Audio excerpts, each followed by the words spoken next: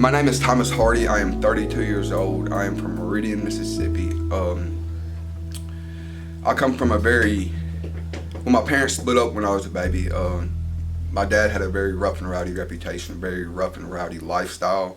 My mother is a very spiritual, God-fearing lady.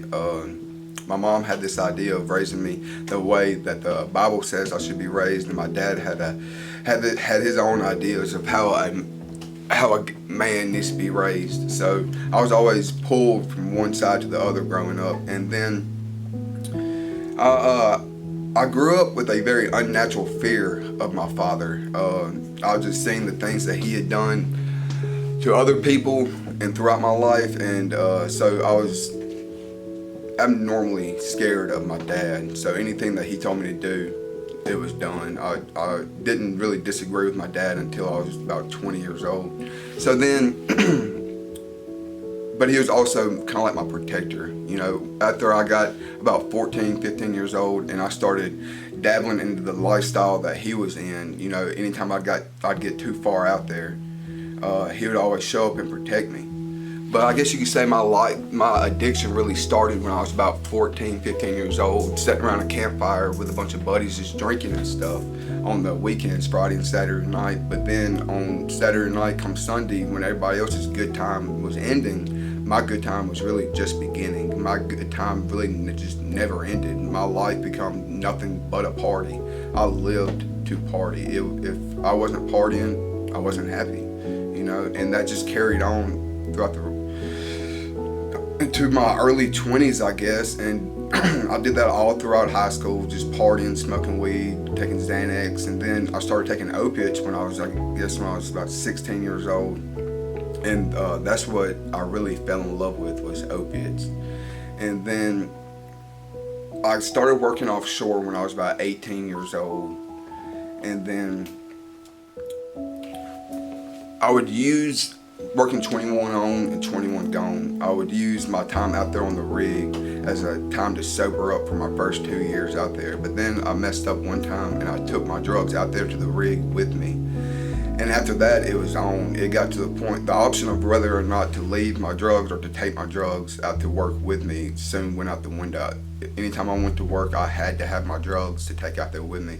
So I smuggled drugs out there on the rig for about 8 years, I guess, and then one day I didn't take enough of them out there with me, and I was withdrawing real bad, and that was really the first time that I ever really just broke down, and I told my mom, I was like, look, I have a problem, I need some help, and she told me to go to the doctor. I was like, look, this doctor can't help me, and that's whenever I really first just told her that I was addicted to opiates, Suboxone, heroin, fentanyl, and then she told me to just get through this and then come home. And then, so that's what I did. I made it through that one. And then I came back home, nothing changed, went straight back to partying, doing the same things I was doing before. And then I went back out there the very next time and I did the exact same thing again. And then after that, I told my mom again, and then I finally agreed to go to rehab. I was like, look, I'm done with this, I've got to go. But soon she told me to get on the helicopter, so that's what I did. I came straight home, but as soon as I came straight home, I went straight back to partying. You know, her and my brother finally talked me into going somewhere.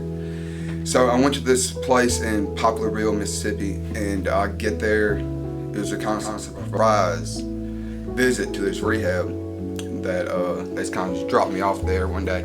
And so I stayed for about 3 days, and then after I was there for 3 days, I woke up, decided I was walking, tried to leave. I ended up coming back, and then, you know, I was just a type of addict that if I couldn't get high, I'd rather die. I hated myself sober. I hated everything about myself sober. I couldn't picture me doing anything but getting high. That's all I wanted out of life, was to get high. If I couldn't be high, I didn't want to live. So I come back to this rehab, and then I told the counselor that came and picked me up, you know, if I can't get high, I'll just as soon die. And I guess he kind of just swept it under the rug.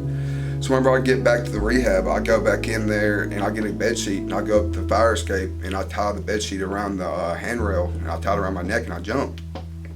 So at that point, I tried to hang myself, but as I'm in the midair jumping over the handrail, there's a van full of guys pulling up that was on the garden crew. So they jump out of the van and come over there and pick me up and untie me, and then after that, I get taken to the hospital, and then they send me to behavioral health place, and then I get sent to this other place, this other rehab, where it was a 10-month program, and after about 6 months, being there 6 months, I get a phone call saying my dad had been shot 4 times and that he was in the hospital. So, and let me just say this, I've always longed for a normal father and son relationship. You know, whenever I went into this rehab, I caught word that my dad was getting help too.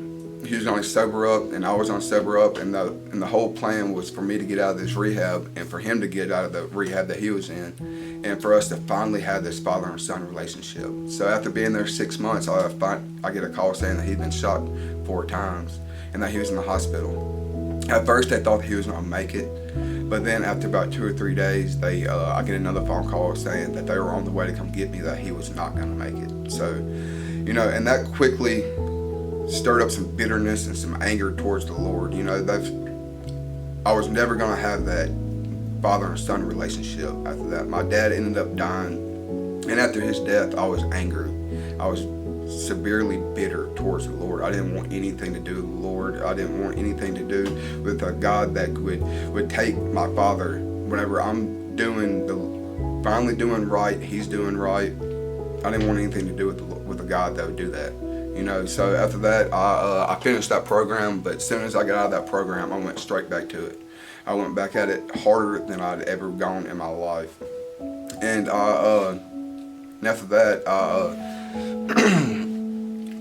that's whenever I finally hit my rock bottom. You know, I believe the Lord had to get my dad out of the way. Like I said, he always protected me from hitting my rock bottom. Anytime I got out there a little too far, he'd always show up and just drag me out of whatever situation I was in.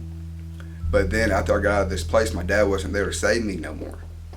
He wasn't there to come drag me out of these places, these situations that I'd get myself into. So now I'm out here homeless on the streets. You know, my family, I began stealing from my family, stealing from anybody that I could get my hands on their stuff, you know, to supply my addiction. So I'm homeless, I'm walking the streets of Meridian, Mississippi, and I'm miserable. You know, I'd never been homeless. I wasn't meant to be miserable. I mean, homeless. You know, I've always worked, I've always had nice things, and just homeless wasn't something I could do very long. So I ended up having a wrecking my truck, and then I go to jail because I'd been running from the law. So after I wrecked my truck, the law caught up to me at the hospital. So I spent about 2 weeks in jail. My family's done with me, wouldn't nobody come get me out. So I finally get bonded out of jail, and then I go straight back to it. And then I come to the point where my final rock bottom destination, it was at a trailer in Meridian, Mississippi. It was just a disgusting, roach infested, it was just a terrible place. And that's whenever I finally made the phone call to my mother and to my family saying that, okay, I'm done, I'm ready to get help. You know, and and immediately they came and picked me up, they took me to detox, and then we came to God's New Life. And then I've been here for about 2.5 years. I'm resident director of a program, and this is by far the greatest thing that's ever happened to me in my entire life. Before I came in here, I knew nothing about myself. I had no self-identity. I had no self-worth whatsoever. I had to once I got here, I had to figure out who I was, you know, without the drugs. Because I'd been high since I was 14, 15 years old. So I had to figure out how to be happy sober. I had to figure out how to be mad sober. I had to figure out my favorite sleep position without being high. I didn't know anything about myself whatsoever without being high. And the mission has done so much for me. The Lord has worked so much through the mission of just breaking things off of me, showing me who I am, you know, and and to anybody watching this that is struggling with that lifestyle, you know, the Lord can do for you far more than you could ever do for yourself. You know, one thing that I've always longed for was I've always wanted a family. I've always wanted a wife. And now I'm set to get married on June 2nd. The Lord is doing far more better for me than I ever thought I could ever do for myself. And I'm just a walking testimony of what the Lord can do. And I assure you, if the Lord can do it for me, the Lord can do it for you.